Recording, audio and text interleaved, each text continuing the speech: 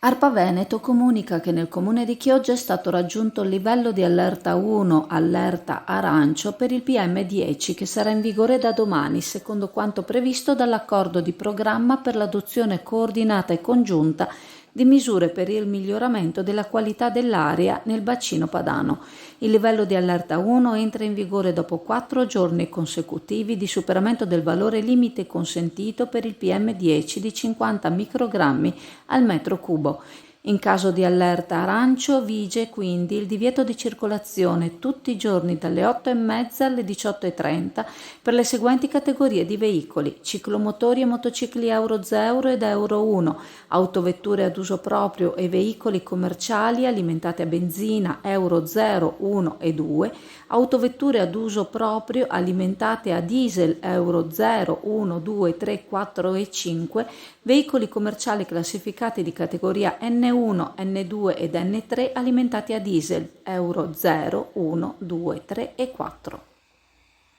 A novità dolce e salato in Viale Veneto a Sottomarina, tra le specialità di Chioggia il venerdì trovi anche le golosità portate da Napoli, dalle 1000 varianti di bussola al casatiello, dai panini nostrani ai formati campani, panini ricchi e gustosi con ingredienti della cucina campana e tante specialità, non solo salato ma anche tanti dolci gustosi con ingredienti speciali, golosi rulli farciti e gustosi torroni. Novità dolce e salato è aperto tutti i giorni, anche la domenica mattina, ma il sabato sera dalle 9 alla mezzanotte potrai gustare ciambelle e brioche calde in tanti e tanti gusti diversi.